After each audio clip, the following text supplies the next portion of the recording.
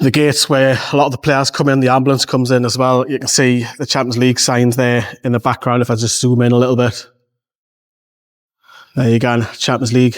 Lovely, lovely stuff. Hello everyone, welcome back to Newcastle Fans TV. So currently at the moment, Valverde is speaking to the media ahead of the Champions League game tomorrow night. We're going to be talking about what Eddie Howe said in his presser and also the three big people who have left Newcastle's boardroom today. Let's get going, everyone.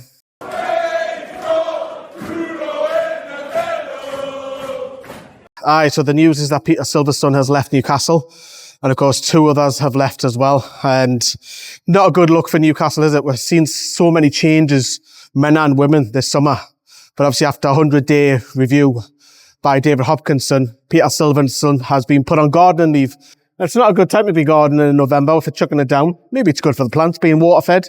But we've had this before with Dan Ashworth, of course, as well, jokes aside. But what happens next is obviously Newcastle will need to recruit a new Chief Commercial Officer. We'll talk about that in a second, but obviously you can see on your screen today, we are proudly sponsored by Ballybet, who have been pushing us lately, and thanks to them, if you bet £10, please gamble responsibly on the Champions League fixture here tomorrow night, or later on today if you're watching it. Against Bilbao, you can get £20 back in free bets. Remember, over 18s, please gamble responsibly, and thank you to Ballybet, who are pushing into the UK really heavily. So back to the topic at hand, we will move up a little bit during the video as well.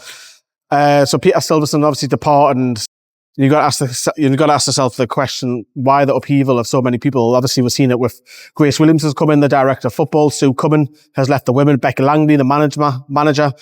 And then on the men's side, you've seen, obviously, as I say, Dan Ashworth the past 2 years. You've seen a lot of changes with new CEOs, with Darren Eales having to step down and David Hopkinson coming in.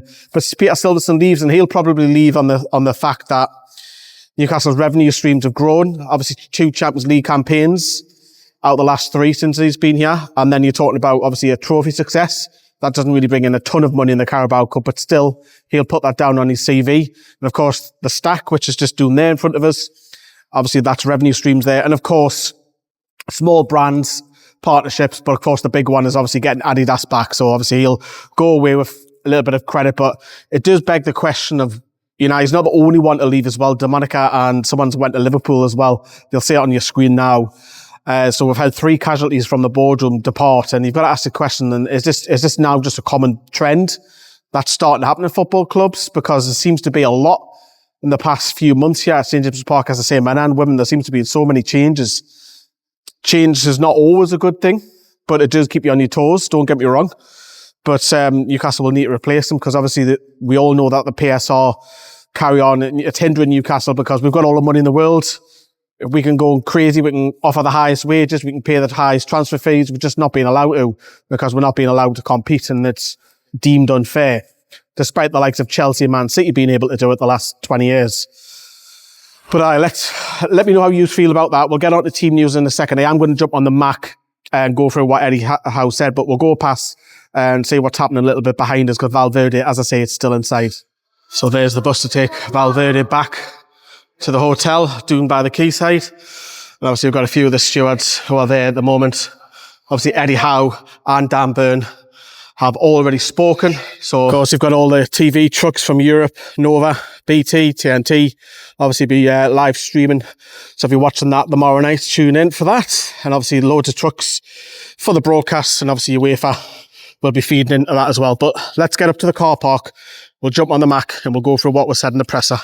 So this is what Eddie Howe said today then. So it's a really important game for us. We know what we have ahead in the Champions League.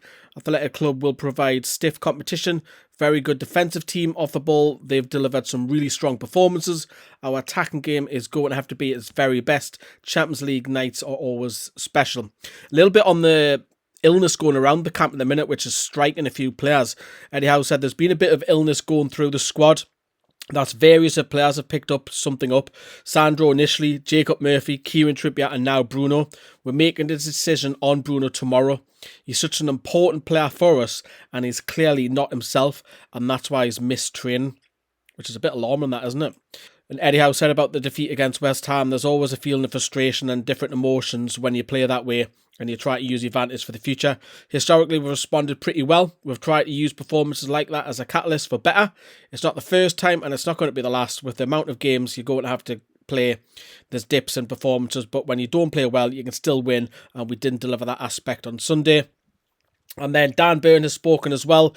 He said it's been the frustrating thing is that we have the Champions League and we will turn up for that game. We need to do more of the ugly side of the game away from home. It's pretty easy to get up for these games and Champions League nights because you want to play them. Say Brentford is when you earn your money and turn up. So it's basically about the criticism that Newcastle have said. And he goes on to say, in the dressing room, everyone knew that we let each other down. And then he admits his own performance wasn't good enough. And that shows you what the man Dan Burn is.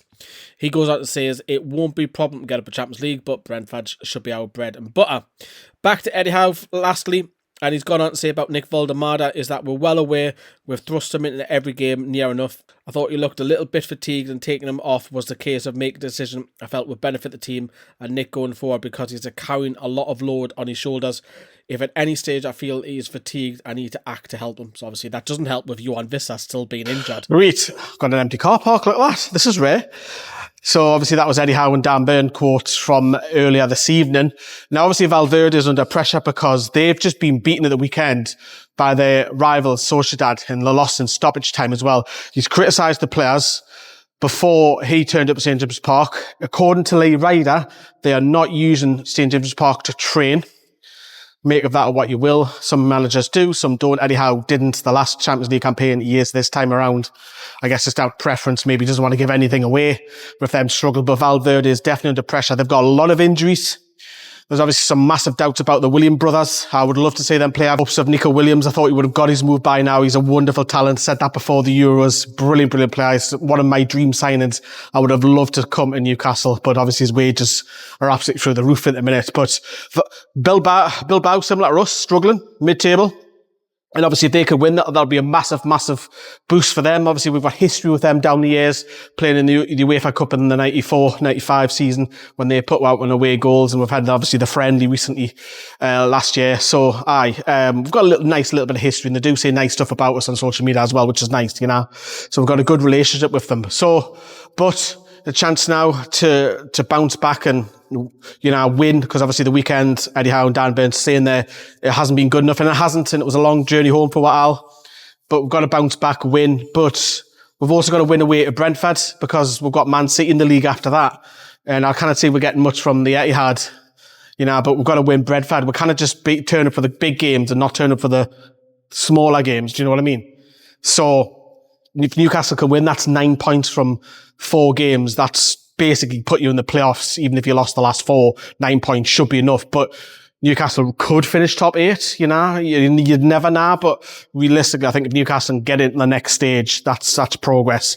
And obviously, as we've talked about revenue streams with Peter Silverstone earlier, Champions League money massively helps, doesn't it? Bringing more and more money into the club. But hope you like that.